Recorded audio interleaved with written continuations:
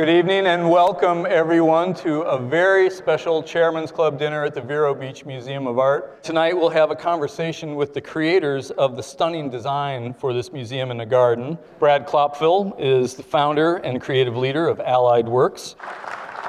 Claire Agre is partner and co-founder of Unknown Studio. So when we started this design process over 3 years ago, it's hard to believe, and we hired Allied Works, and right away Brad said we need to bring in a landscape architect.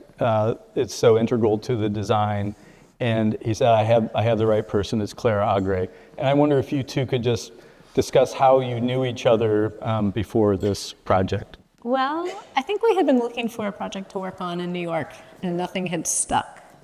But I was working on a lot of botanical gardens. You know, most landscape architects today do massive parks and great urban infrastructure things, but don't necessarily really understand gardens and that kind of fundamental experience of beauty and wonder that's in your piece. And so that's what drew me to Claire in the very beginning. How common is it to bring a landscape architect in at the beginning of the design? It's not that common. Yeah, it depends on the project, but I think our profession is not widely understood in the way architecture is. And so frequently, because folks don't know about what landscape architecture is, or they see gardening as a kind of afterthought, you know, decoration, rather than something fundamental, we're brought in quite late. So a project like this, when we're brought in to actually integrate the ideas of inside and outside at the same time, is thrilling. Because obviously that's why everybody's here in Vero Beach, right? It's to bring inside and outside into our lives. My first concept sketches were about a series of terraces and gardens. It wasn't even about, I didn't know what the building would be or what the building might be, but it was about setting the ground, if you will, for the building. And because Florida is so rich, plant life-wise, I mean, it's really what you can do here. And the imperative of a landscape collaborator, as we're trying to find the architecture and wed it to the landscape, that's really what it was about. So I think it would be nice if you could sort of walk us through the designs. For me, from the very beginning, partly because I'm from Oregon, you know, to embed the building in the landscape. It's so interesting, Claire mentioned this earlier, about landscape architecture being misunderstood. And in architecture school, it's basically not considered. They draw these buildings as objects on paper with white space around them, as if there was no context. This is an image of the Modern Contemporary Gallery, which is going to be one of the most beautiful galleries in the country, if not more. The whole concept of the building is a series of walled gardens with galleries. And so this is a double height space with natural light, and the kind of one of the elements in the gallery is this tree. I do want to say though, I think this is something that I haven't seen in a lot of museums, this need for a kind of brain break in your experience of art, I think is really important. I know that a lot of people start to feel a kind of anxiety that they have to consume every single thing in the museum, and then they're no longer enjoying because their mind is kind of in the compulsion to check the boxes. And so having spaces like that where you can actually let your mind wander again, then you can absorb and you can feel the wonder. So it's fantastic. And you'll see, I mean, when you enter the building from the park and move up through the terraces and then into the buildings, and you go from courtyards to galleries to in between courtyards and galleries to in again, and you just kind of weave yourself inside and out in that sense of kind of, in some ways, not knowing where you are. Am I inside? Am I outside? And you're kind of flipping the whole sense of what's interior and exterior. We have so few places in America, real places, places that ground us, places that we want to be and we remember. So we're really just trying to make that sense of place and wonder and beauty that draw you to want to be there. And then, of course, those of us who are excited by art and interested in the arts will go as a destination, but others will just discover it that way. It'll be like, what is this magical place? And oh my God, look at that art piece that I've never imagined. So it's a way of introduction, it's a way of inviting people in just through the kind of sense of curiosity and wonder.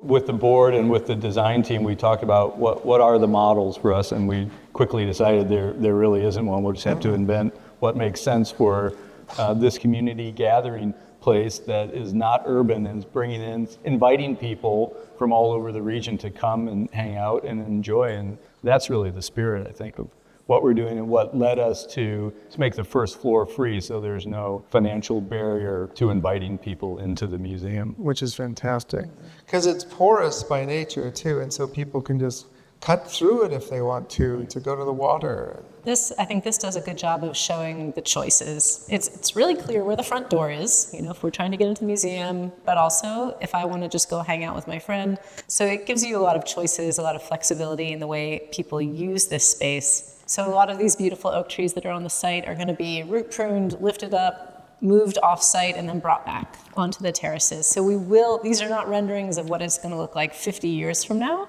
We're going to have these beautiful canopies back on the site when the museum opens. These are those flexible terraces. So some of these will receive art, some of them will receive temporary exhibitions, some of them can be used for programming and education.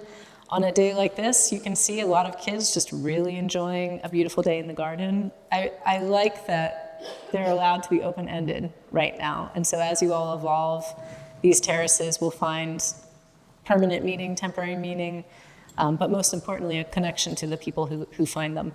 Yes, one of the things that our team is most excited about is the museum will grow from 75,000 to about 90,000 square feet, and doubling the gallery space. That's important. More event space, that's important. There's another 14,000 square feet of outdoor space, terraces, courtyards. So really an indoor-outdoor experience. And Brad and I have talked about this a lot, and Claire, that it's going to feel so much bigger than it is because it's expansive, and the design is all about opening up to these varied vistas. So this is the kind of core concept outside of the terraces, which is really the first concept. But these are what I consider to be walled gardens. And then what we've done is you look in from the park and the entrances, you look into gardens. So you're looking into the museum, and what are you seeing? You're seeing gardens. This is a design that doesn't really exist anywhere. Yeah. That you two collaborated on to create that. This is the view from the Riverwalk, looking up at the kind of glass wall on the left is the common space for the school, and then on the right is the event terrace and the community room. And then on the far right are gardens that you look into from the auditorium. And we don't have anything like that today, functional outdoor spaces, so it's going to be a new world for us. This is the entry. When you come in from that entry garden and you're looking into the modern contemporary galleries, and then from the entry walking into the community space and the community room looking into the auditorium. They connect for these crazy massive events that you people have. But no, it's been such an amazing process. And I do have to say, Brady is truly a patron. I mean, he is, as you all know from your side too, he's led this effort with such determination and such vision and supported the architecture. I mean, this is a very uncommon building with a very uncommon relationship to the landscape, and he got it from the very start and has been supportive and excited about it and really helped us develop this vision. So it's really a testimonial to Brady.